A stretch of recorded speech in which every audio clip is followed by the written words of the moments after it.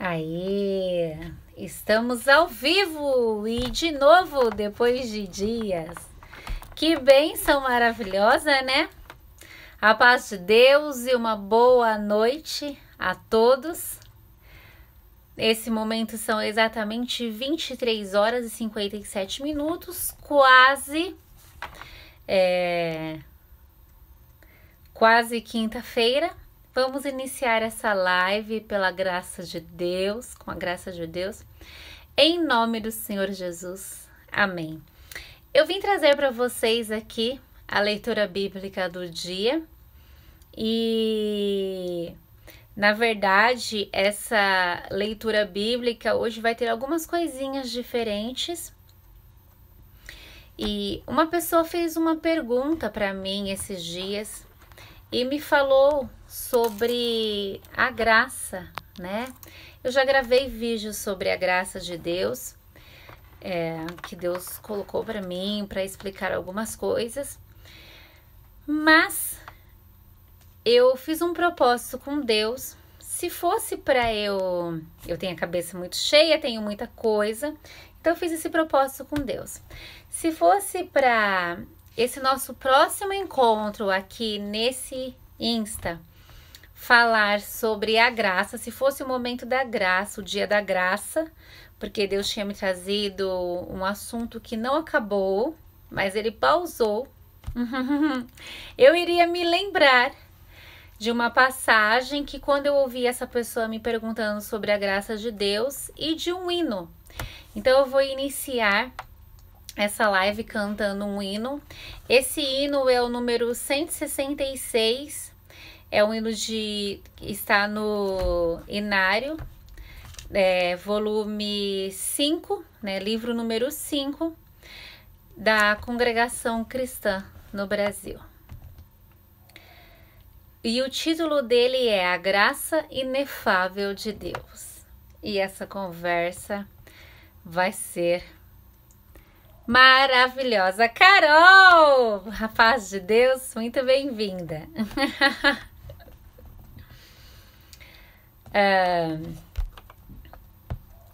Se muitos soubessem que passem igual, tem quem o perdão alcançou. Por fé buscariam a graça eternal, iriam a Deus que os amou.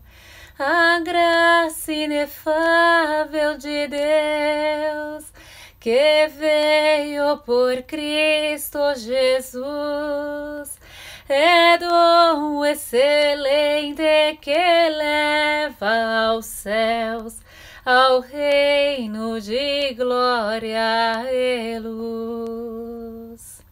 Se muitos soubessem que grande amor desfrutam os santos de Deus, iriam a Cristo Jesus, o Senhor, teriam herança nos céus. A graça inefável de Deus, que veio por Cristo Jesus, é dom excelente que leva aos céus, ao reino de glória e luz. Se muitos soubessem a glória que há no reino que vamos herdar, creriam em Cristo que vida nos dá, iriam o mal rejeitar. A graça inefável de Deus, que veio por Cristo Jesus, é dom excelente que leva aos céus, ao reino de glória e luz. eu vou cantar mais uma vez, só o coro, para vocês prestarem atenção no que diz. A graça inefável de Deus, que veio por Cristo Jesus, é dom excelente que leva aos céus, ao reino de glória e luz. Glória a Deus. Eu quero que vocês pensem e gravem este coro. A graça é um dom. O dom foi derramado sobre nós. É um dom. Eu fiz uma postagem por esses dias e o título é "Há um manto". E foi a pergunta dessa pessoa tão especial, vou falar o nome dela aqui, Ingrid, porque há muitas Ingrids, ninguém saberá que Ingrid é essa, que me fez sobre a graça. E assim que ela me fez essa pergunta, eu lembrei, Deus tinha me trazido esse título, "Há um manto sobre nós". E quando Deus me trouxe esse título para eu escrever sobre ele, esse manto que Deus me trouxe, a lembrança, é a graça do Filho de Deus. Mas eu não tinha escrito. Muitas vezes, na hora, Deus me dá um título ou uma palavra e eu escrevo, mesmo que dias depois, sobre aquilo. E às vezes ele me dá na hora o texto inteiro e eu escrevo. É muito mais o que eu escrevo do que eu posto, porque não dá tempo. Mas eu vou colocar depois aqui nos meus stories o link com a imagem a um manto. É só vocês clicarem em cima que vai abrir o texto.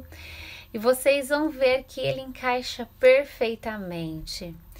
É um dom que foi derramado dos céus sobre nós. A graça inefável de Deus, que veio por Cristo Jesus. Como diz o coro deste hino de louvor a Deus, é um dom excelente que leva aos céus, ao reino de glória e luz. Ao contrário do que muitos pensam ou acham que sabem, a graça de Deus, ela não veio através do batismo. A graça de Deus não veio quando Cristo foi crucificado na cruz. A graça de Deus veio antes. A graça é Cristo. Em João 1, não 1 João, João 1, o livro de João, no Novo Testamento, capítulo 1, ele diz assim: o Verbo estava com Deus. Desde o princípio do mundo, o Verbo estava com Deus. E o Verbo também era Deus. E por ele e através dele, tudo o que foi feito se fez. E o Verbo desceu, e o Verbo habitou entre os homens. O Verbo se fez carne e habitou entre os homens. Veio para os seus, que eram os judeus, e os seus não receberam. E por isso, e após isso, todos após estes que o receberem, aqui ó, no seu coração, receberão a sua graça e viverão da sua graça.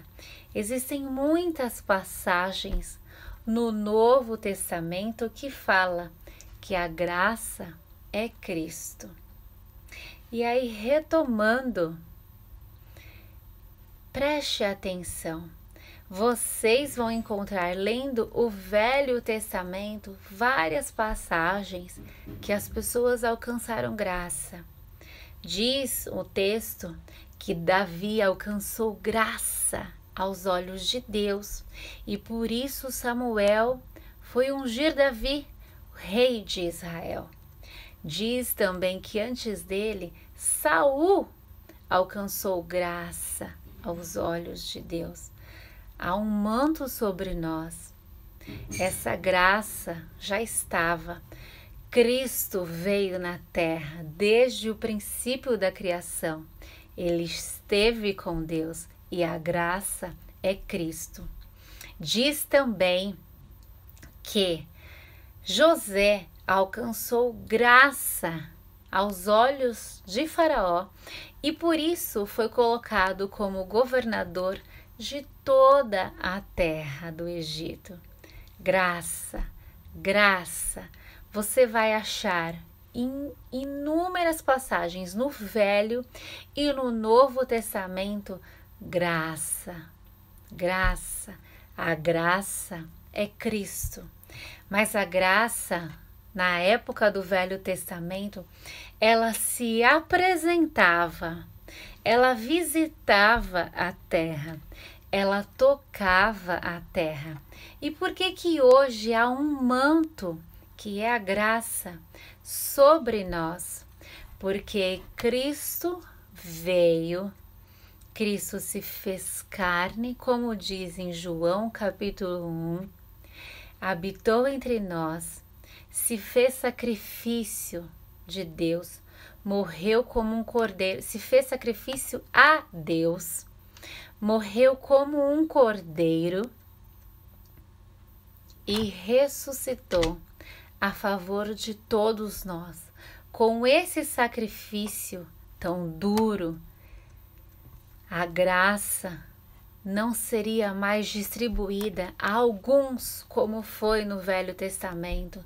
Não tocaria a humanidade em apenas alguns momentos, como o Velho Testamento apresenta. Desde esse sacrifício, naquele momento que o véu do tempo se rasgou, a graça de Cristo Jesus, que é o próprio Cristo, cobriu como um manto toda a humanidade. Toda a humanidade está coberta por esse manto de graça. E a graça é Cristo.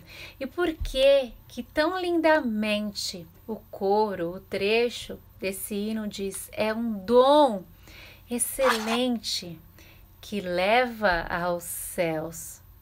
Por que leva aos céus? Porque os dons, eles nos capacitam, eles nos guiam, os dons nos apontam destino. Eu vou te dar um exemplo.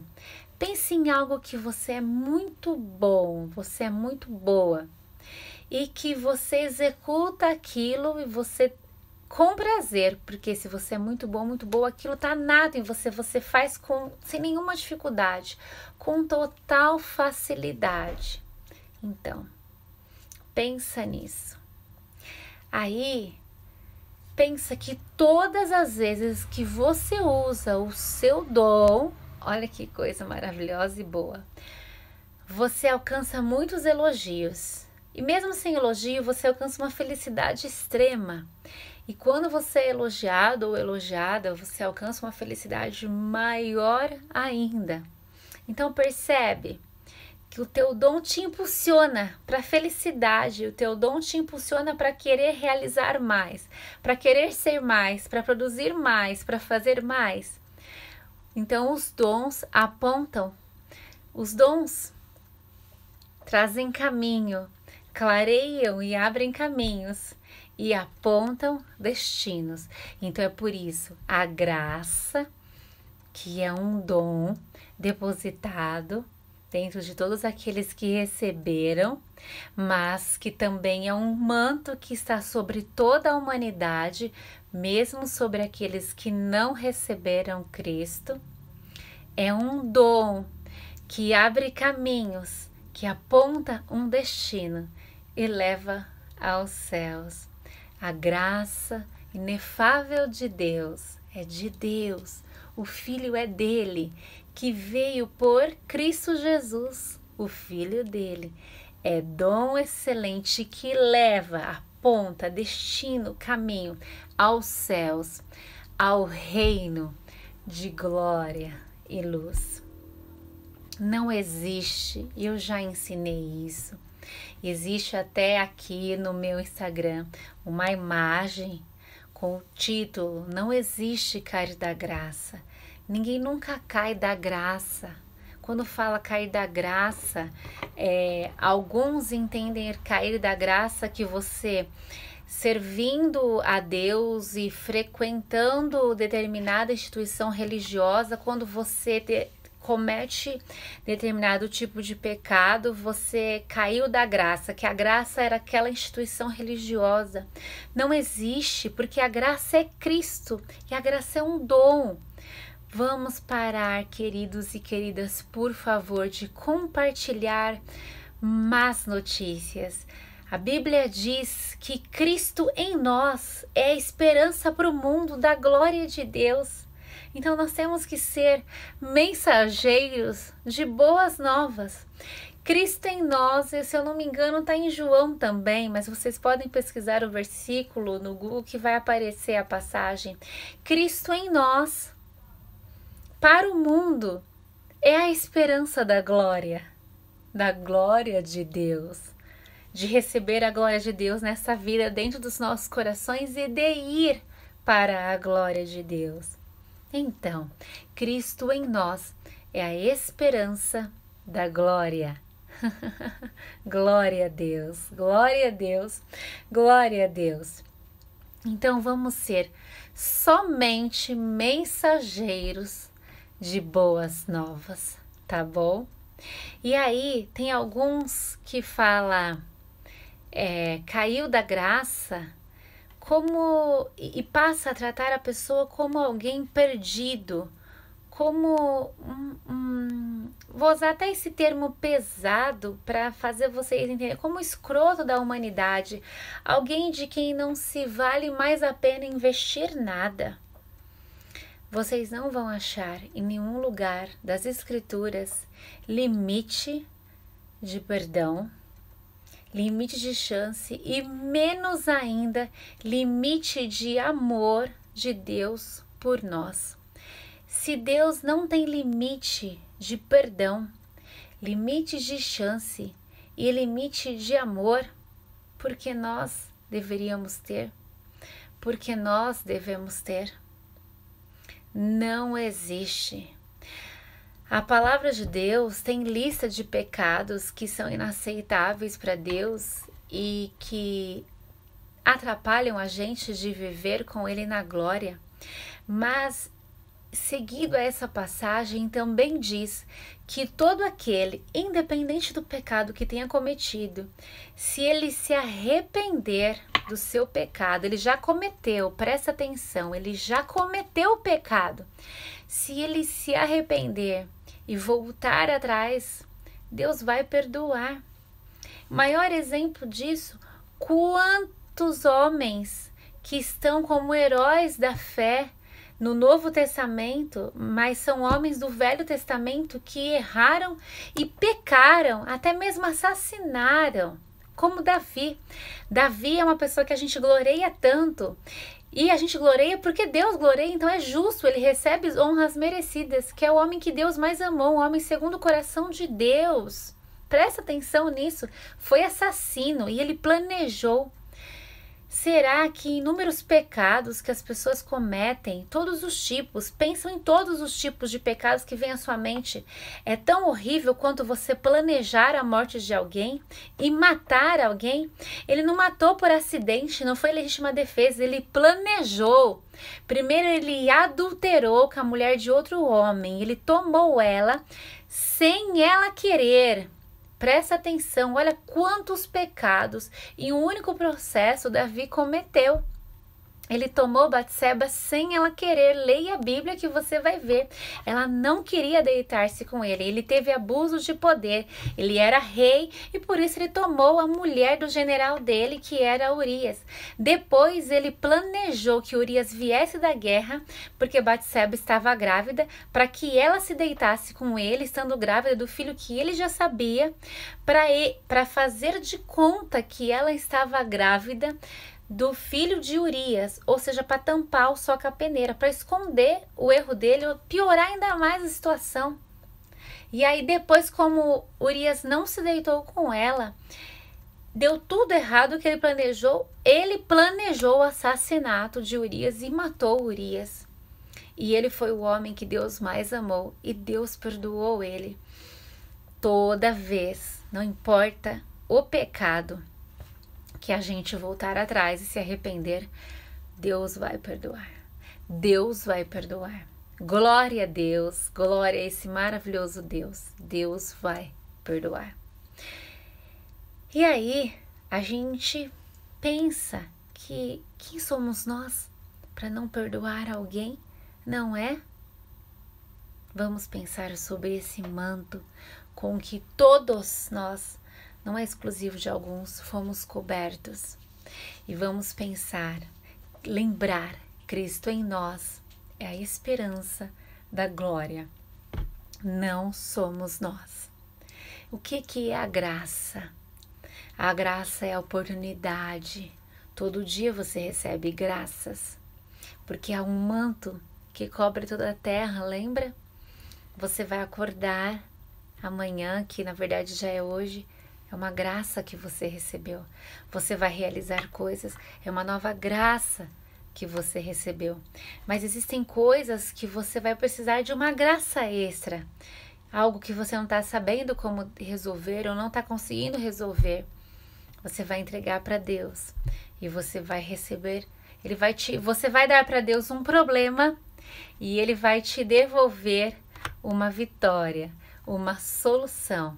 Então aí, você recebeu uma graça. E fica aqui um lembrete para vocês. A graça, receber as graças extras de Deus, é impulsionada pelo nosso coração. A flecha que atira para Deus é o nosso coração. Cristo é a graça e Cristo em nós é a esperança da glória de Deus ao mundo. A graça é Cristo. Cristo em nós é a esperança da glória de Deus ao mundo. Mostre a glória de Deus ao mundo. A graça é Cristo. Presta muita atenção nisso. Pensa nisso. Come essas palavras que você está aprendendo, tá bom? E aí, isso nos remete à leitura que eu tinha comentado, que ficou para mim. Eu falei para Deus, se eu lembrasse dessa leitura e do hino, eu iria adiantar este assunto. Na verdade, Deus não me definiu data, mas eu que achava que ia ser numa sequência tal, mas os planos são de Deus, não nossos, né? Que foi que Deus me trouxe quando a Ingrid me perguntava sobre a graça. Então, a graça, então todas as dádivas que você recebe, incluindo o sacrifício de Cristo por você na cruz, a remissão dos seus pecados. A graça não é uma coisa. A graça, graças a Deus, é um grande e maravilhoso pacote de muitas coisas, impulsionada pelo nosso coração. Eu vou ler para vocês Marcos 6. Então, partiu Jesus dali e foi para sua terra natal, na companhia, o título diz, Jesus é rejeitado pelos seus. Então, Partiu Jesus dali e foi para sua terra natal, na companhia dos seus discípulos. Com a chegada do sábado, começou a ensinar na sinagoga local, e muitos dos que o escutavam ficavam admirados e exclamavam: de onde lhe vem tudo isto? E que sabedoria é essa que lhe foi outorgada? Não é este o carpinteiro, filho de Maria, irmão de Tiago, José, Judas e Simão? E não convivem conosco suas irmãs? E ficaram escandalizados por causa dele. Contudo, Jesus lhes afirmou: somente em sua própria terra, junto aos seus parentes em sua própria casa, é que um profeta não é devidamente honrado. E por isso não podia realizar ali nenhum milagre, com exceção feita a alguns doentes que, ao impor de suas mãos, foram curados. E perplexo com a falta de fé por parte dos seus, passou a percorrer os povoados vizinhos e os ensinava.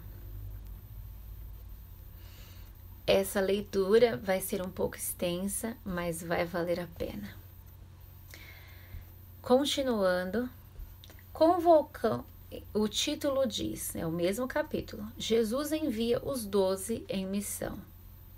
Convocou então os 12 para junto de si e os enviou de 2 em 2, concedendo-lhes autoridade sobre espíritos imundos.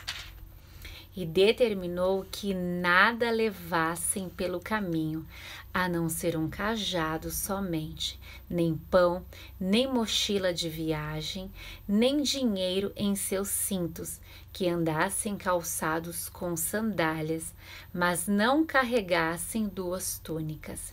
E recomendou-lhes: sempre que entrardes em uma casa, nela permanecei até que vos retirardes de lá. Contudo, se alguma aldeia não vos receber, nem vos quiser ouvir, ao partirdes desse lugar, sacudi a poeira de debaixo de vossos pés, como testemunho contra eles. Eles partiram e pregavam que todos se arrependessem, e expulsavam muitos demônios, ungiam com óleo a inúmeros doentes e os curavam. E então vem a continuação, que é o terceiro título, e João Batista é executado. E essas notícias chegaram aos ouvidos do rei Herodes, porquanto o nome de Jesus já havia se tornado célebre. Algumas pessoas estavam comentando: João Batista ressuscitou dos mortos. Essa deve ser a razão pela qual através dele se operam poderes milagrosos. Entretanto, outros alegavam: ele é Elias. E ainda outros declaravam: ele é profeta, como um daqueles profetas do passado. Mas quando Herodes tomou conhecimento do que se comentava, exclamou: João, a quem mandei decapitar, ressuscitou dos mortos. Porque o próprio Herodes havia expedido as ordens para que prendessem João e o acorrentassem no cárcere por influência de Herodias, esposa de Filipe, seu irmão, com a qual viera a se casar. Pois, na ocasião, João havia admoestado a Herodes: não te é ilícito viver com a mulher do teu irmão. E por esse motivo Herodias o odiava e tencionava matá-lo. Contudo, não conseguia realizar seu intento, porquanto Herodes temia a João e, sabedor de que era um homem justo e santo, o protegia. E quando o ouvia, ficava admirado e o escutava com prazer. Finalmente, Herodias teve a ocasião oportuna que ansiava. No dia do aniversário dele, Herodes ofereceu um banquete aos seus discípulos mais destacados, aos comandantes militares e às primícias e as principais personalidades da Galileia. E aconteceu que a filha de Herodias se apresentou dançando e muito agradou a Herodes e aos convidados. Então o rei brindou à jovem: pede-me o que desejares, e eu te darei. E sob juramento lhe assegurou: se pedires ainda que seja metade do meu reino, eu te darei. Diante disso, saiu a moça e consultou sua mãe. O que devo pedir? Ao que ela respondeu: a cabeça de João Batista. Sem demora, retornando imediatamente à presença do rei, formalizou seu pedido. Quero que me des agora mesmo a cabeça de João Batista sobre um prato. Então, grande angústia sobreveio ao rei, mas devido ao juramento que fizera e aos convivas que se reclinavam ao redor da sua mesa, não quis deixar de atendê-la. Mandou, portanto, imediatamente um carrasco com ordens para trazer a cabeça de João. O executor foi e decapitou João na prisão. E trazendo a cabeça de João sobre um prato, a entregou à jovem, e esta, em seguida, a ofereceu à sua mãe. Assim que souberam do fato, os discípulos de João foram até lá, resgataram o corpo e o depositaram em um sepulcro. Continuando a leitura, o próximo título é: Jesus multiplica o pão. Retornaram os apóstolos e reuniram-se com Jesus para lhe relatar tudo quanto havia realizado e ensinado. Então, convidou-lhes Jesus: vinde somente vós comigo para um lugar deserto e descansai um pouco. Pois a multidão dos que chegavam e partiam era tão grande que eles sequer tinham tempo para comer. E saindo do barco foram para um local despovoado. Entretanto, muitos dos que ouviram retirar-se, tendo-os reconhecido, saíram correndo a pé de todas as cidades e chegaram lá antes deles. Quando Jesus desceu do barco e observou aquele enorme ajuntamento de pessoas, sentiu compaixão por elas, porquanto eram como ovelhas sem pastor. E sem demora passou a ministrar-lhes muitas orientações. Com o passar das horas, o final da tarde estava chegando, e por isso os discípulos se aproximaram de Jesus e avisaram: este lugar é deserto e a hora já muito avançada. Despede, pois, a multidão para que possam ir aos campos e povoados vizinhos comprar para si o que comer. Jesus, porém, os instruiu: provede-lhes vós mesmos de comer. Ao que lhe replicaram: devemos ir comprar cerca de 200 denários de pão para dar-lhes de comer? Mas Jesus lhes indaga: quantos pães tendes? Ide verificar. E tendo-se informado, comunicaram: 5 pães e 2 peixes. Então Jesus determinou-lhes que fizessem com que todo o povo se acomodasse em grupos, reclinados sobre a relva verde do campo. E assim o fizeram, assentando-se em grupos de 100 em 100 e de 50 em 50. E tomando ele os 5 pães e os 2 peixes, elevou os olhos ao céu, rendeu graças e partiu os pães. A seguir, os entregou aos seus discípulos para que os servisse ao povo. Da mesma maneira, repartiu os 2 peixes em toda a multidão ali reunida. Todas as pessoas comeram à vontade e ficaram satisfeitas. Os discípulos ainda recolheram 12 cestos repletos de pedaços de pão e de peixe, e foram alimentados 5.000 homens naquele dia. Glória a Deus. E o próximo título da mesma passagem diz: Jesus caminha sobre as águas. Logo em seguida, insistiu com os discípulos para que entrassem no barco e seguissem adiante dele para Betsaida, enquanto ele se despedia do povo. Tendo-o despedido, subiu a um monte para orar. Chegando à noite, o barco estava no meio do mar e Jesus encontrava-se sozinho em terra. Ele notou que os discípulos remavam com dificuldade, pois o vento soprava contra eles. Em plena madrugada, Jesus vinha na direção deles, andando sobre o mar, e já estava prestes a passar por eles.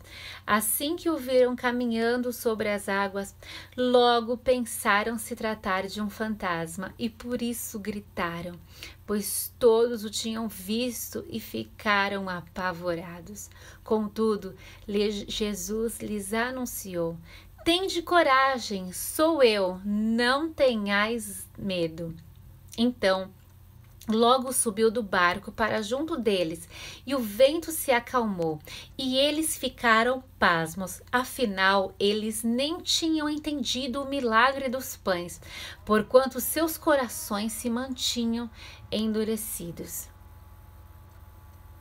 E o próximo título diz: muitos creram e foram curados.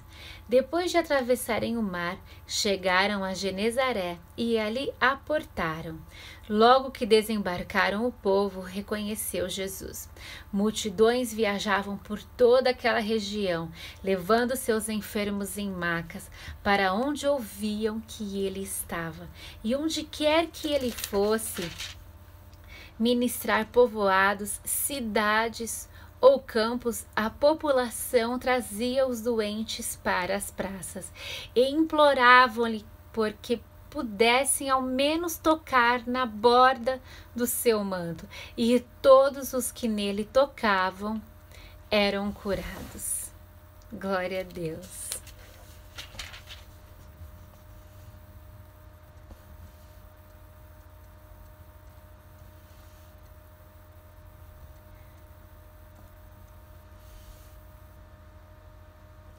Glória a Deus.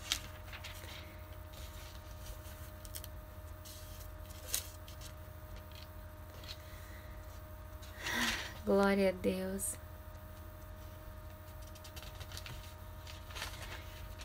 Tem mais uma passagem que o Senhor colocou aqui no meu coração. Só estou procurando.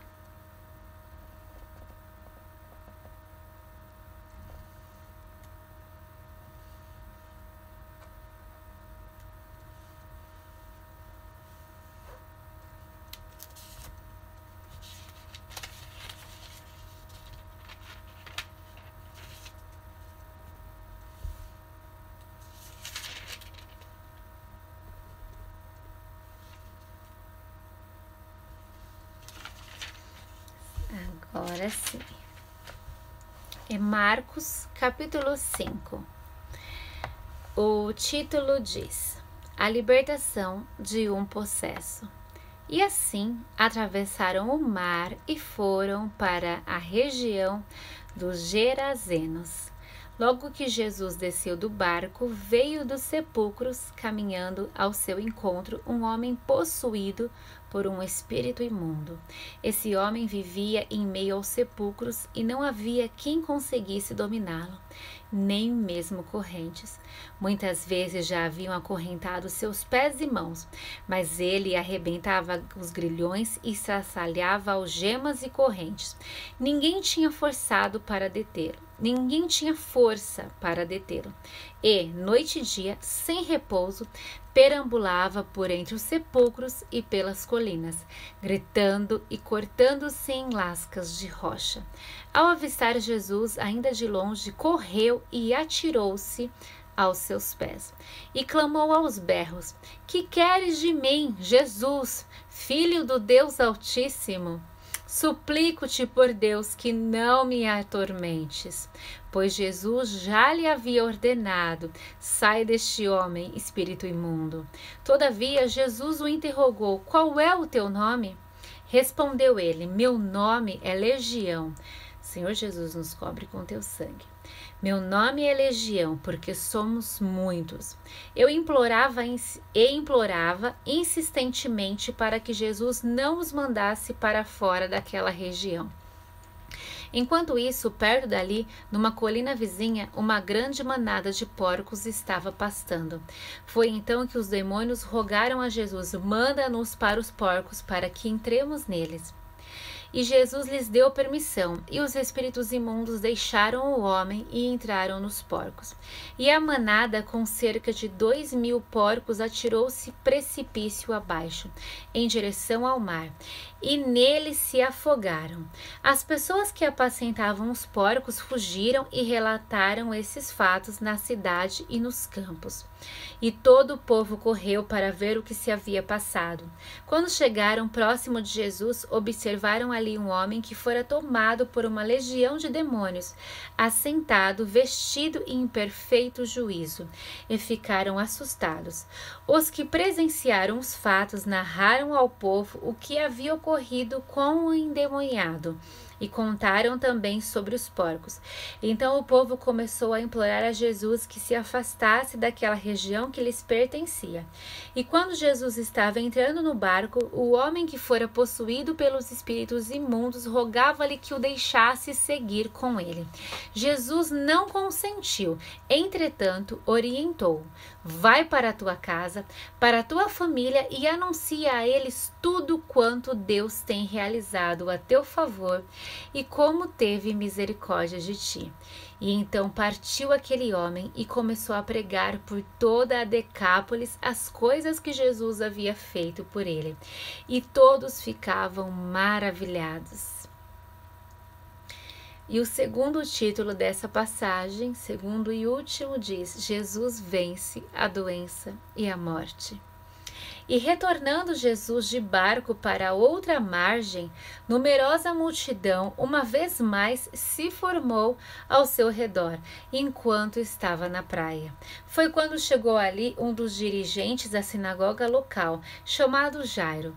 Ao ver Jesus, prostrou-se aos seus pés e lhe pediu aos prantos e com insistência: minha filha pequena está à beira da morte. Vem e impõe tuas mãos sobre ela, para que seja curada e viva. Então Jesus foi com ele, e uma enorme multidão o acompanhava, apertando-o de todos os lados. Estava ali perto certa mulher que havia 12 anos vinha padecendo de hemorragia. Ela já tinha sofrido demasiado sob os cuidados de vários médicos e gastara tudo o que possuía. Porém, em vez de melhorar, ia de mal a pior. Tendo ouvido falar a respeito de Jesus, passou pelo aglomerado de pessoas e conseguiu tocar em seu manto, pois dizia consigo mesma: se eu puder ao menos tocar as suas vestes, ficarei curada. E naquele instante se lhe estancou a hemorragia, e a mulher sentiu em seu corpo que estava liberta do seu sofrimento. No mesmo momento, ao sentir que do seu interior fora liberado poder, Jesus, virando-se em meio à multidão, inquiriu: quem tocou em meu manto? Ao que os discípulos alegaram-lhe: vês a multidão que te comprime de todos os lados e perguntas quem me tocou? No entanto, Jesus continuou olhando ao seu redor, esperando ver quem havia feito aquilo. Então a mulher, assustada e trêmula, sabendo o que lhe tinha sucedido, aproximou-se e, prostrando-se aos seus pés, declarou-lhe toda a verdade. E Jesus afirmou-lhe: minha filha, a tua fé te salvou. Vai-te em paz e estejas liberta do teu sofrimento.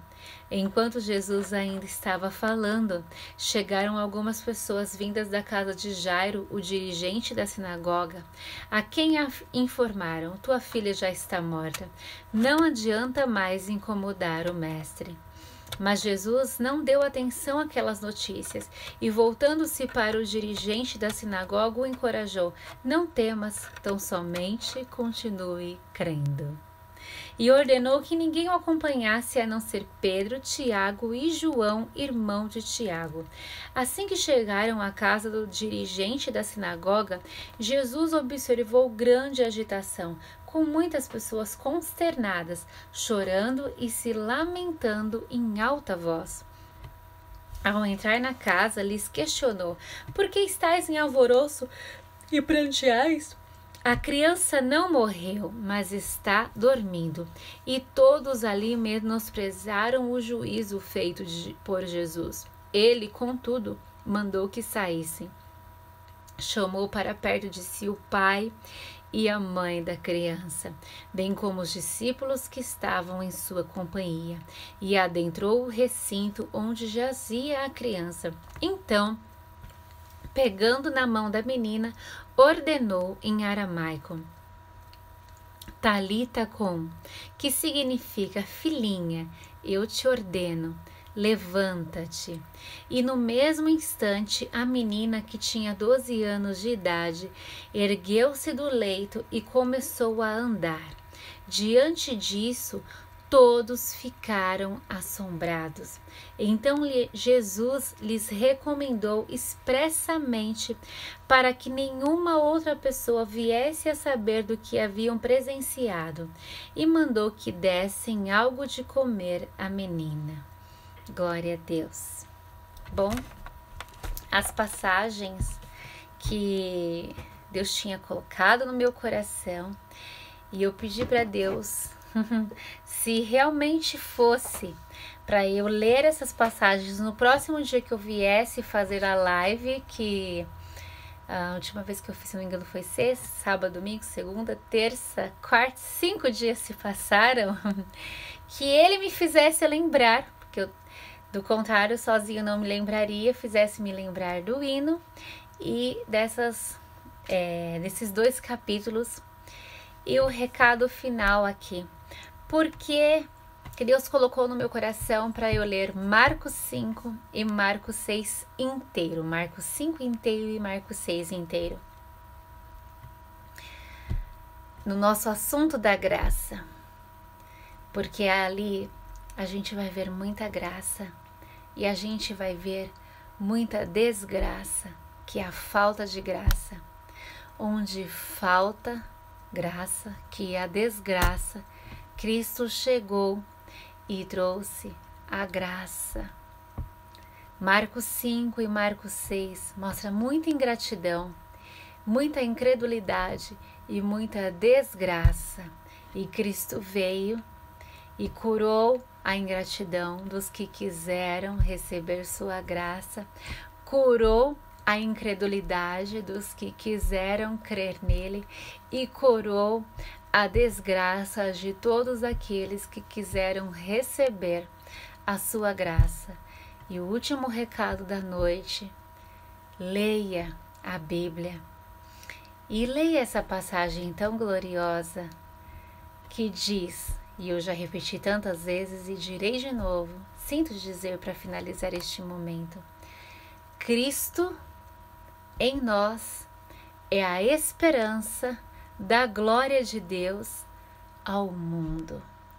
Vou repetir: Cristo em nós é a esperança da glória de Deus ao mundo. Cristo em nós é a esperança da glória de Deus ao mundo. Há um manto sobre nós. E esse manto é a graça de Cristo Jesus. Oferece, mostra, brilha, leva o conhecimento às pessoas desse manto. Quantas pessoas você puder, diz: há um manto sobre nós. Cristo em cada um de nós é a esperança da glória de Deus ao mundo. Deus abençoe, que você tenha uma noite maravilhosa, que todos nós tenhamos uma noite maravilhosa com a paz de Deus, em nome do Senhor Jesus. Amém, amém, amém.